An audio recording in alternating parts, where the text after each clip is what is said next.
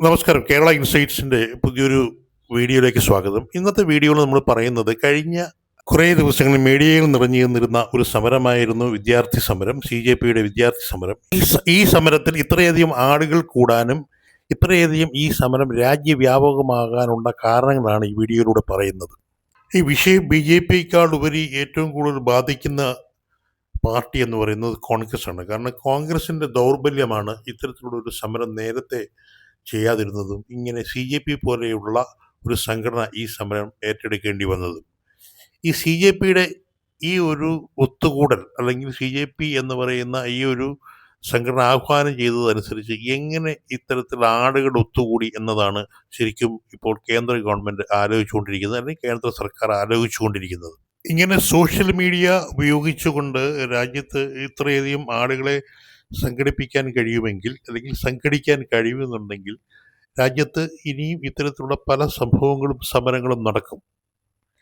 സമരങ്ങൾ നടക്കുന്നതിനോടല്ല കേന്ദ്ര സർക്കാർ ഇത്തരം കാര്യങ്ങൾ അന്വേഷണം നടത്തുന്നത്. സമരങ്ങൾ ശരിക്കും അനീതിക്കെതിരെ സമരങ്ങളും പോരാട്ടങ്ങളും ഒക്കെ പല രാജ്യത്തും പല സ്ഥലങ്ങളിലും ഒക്കെ ഉണ്ടാകുന്നുണ്ട്. അതല്ല ഇവിടുത്തെ വിഷയം. ഇതിനുള്ള കാരണം എന്താണ്? ഇത്രയും വേഗത്തിൽ അല്ലെങ്കിൽ ഇത്രയും വളരെ പെട്ടെന്ന് തന്നെ ഇത്രയും ആളുകൾ സംഘടിക്കാനുണ്ടായ കാരണം, സോഷ്യൽ മീഡിയയുടെ ഇൻഫ്ലുവൻസ് ഇത്രത്തോളം ഉണ്ടോ എന്ന് സ്റ്റഡി ചെയ്തതിന് ശേഷമാണ് ഇത്തരത്തിലൊരു നിഗമനത്തിൽ ഇവർ എത്തിച്ചേർന്നിരിക്കുന്നത് എന്ന് വേണം കരുതാൻ. നമ്മളെപ്പോലുള്ള സാധാരണപ്പെട്ടവർക്ക് ചിന്തിക്കുമ്പോൾ മനസ്സിലാവും, ഒരു സോഷ്യൽ മീഡിയയിലൂടെ ഒരു ആഹ്വാനം നടത്തി കഴിഞ്ഞാൽ എങ്ങനെ സമൂഹത്തിന് വിവിധ തരയിൽ നിന്നുള്ള ആളുകൾ ഇങ്ങനെ എത്താൻ സാധ്യതയില്ല. നമ്മൾ ആലോചിക്കുക, കേരളത്തിൽ നിന്ന് പോലും പലരും സ്വന്തം പണം മുടക്കി അവിടെ ചെന്നു എന്നുള്ളതാണ്. ഇത് BJPയോടുള്ള വിരോധമോ ഒരു പ്രത്യേക വിഷയത്തിലുള്ള താല്പര്യവുമല്ല.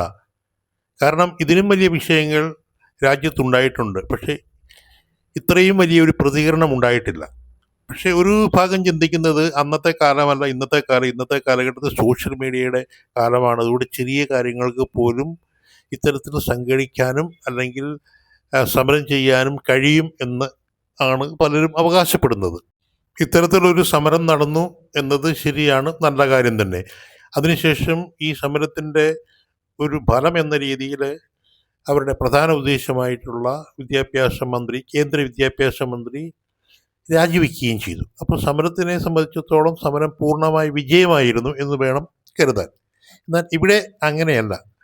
ഇവിടെ ഈ സമരത്തിന് കാരണമായിട്ടുള്ള വിഷയം നീറ്റ് പരീക്ഷയുടെ ചോർച്ചയാണ്.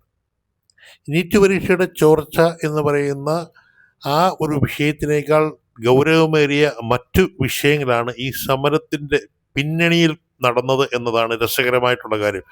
ഒരു ഗവൺമെൻറ്റിനെതിരെ സമരം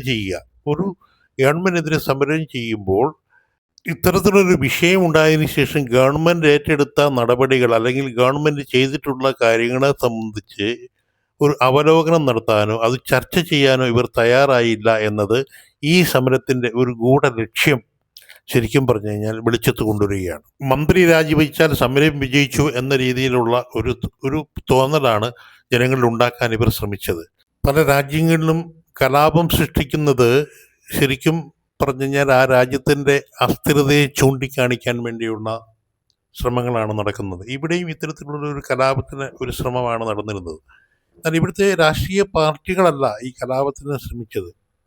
ഇവിടെ താൽക്കാലികമായി ഉയർന്നു വന്ന CJP എന്ന് പറയുന്ന ഒരു സംഘടന, ഈ സംഘടനയാണ് ശരിക്കും ഈ സമരത്തിന് നേതൃത്വം നൽകുകയും ഈ തരത്തിലേക്ക് ഈ സമരത്തിനെ മാറ്റിയെടുത്തത്. അപ്പോൾ ഈ CJPയെ സംബന്ധിച്ചിടത്തോളം ശരിക്കും പരിശോധന നടന്നുകൊണ്ടിരിക്കുകയാണ്, ഇവരുടെ ലക്ഷ്യം എന്താണ് എന്നുള്ളത്.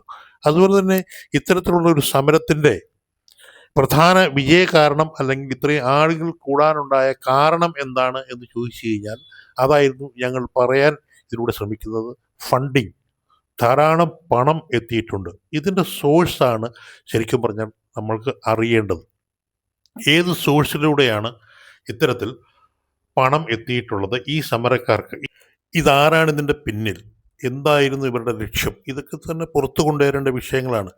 എന്തായാലും ഈ സമരത്തോട് കൂടി ഒരു കാര്യം നമ്മൾക്ക് ജനങ്ങൾക്ക് ബോധ്യപ്പെട്ടു. ഇത്രയധികം രാജ്യത്തോട് ആത്മാർത്ഥതയും കൂറും ജനാധിപത്യ ബോധവുമുള്ള വിദ്യാർത്ഥി സമൂഹവും യുവജനങ്ങളും രാജ്യത്തെ ഭരണകൂടത്തെ നിയന്ത്രിക്കാനും നയിക്കാനും ഉണ്ട് എന്ന് CJP എന്ന സംഘടനയ്ക്ക് ആത്മാർത്ഥതയോടെ ആണ് ബോധ്യപ്പെടുത്തി തരാൻ കഴിഞ്ഞതുണ്ടെങ്കിൽ ഈ സമരം ചരിത്രത്തിൻ്റെ ഭാഗമാകും. അതല്ല, എന്തെങ്കിലും സ്ഥാപിത താല്പര്യവുമായി ബന്ധപ്പെട്ടാണ് ഈ സമരം ഇത്തരത്തിൽ ഉണ്ടായതെങ്കിൽ ശരിക്കും കാലം തന്നെ ഇതിന് മാപ്പ് നൽകില്ല.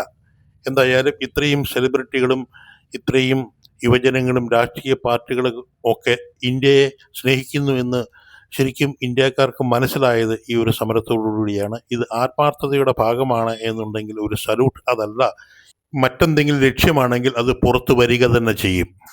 എന്തായാലും പുതിയ വിഷയവുമായി വീണ്ടും കാണാം. വീണ്ടും കാണുന്നവരെ നന്ദി, നമസ്കാരം.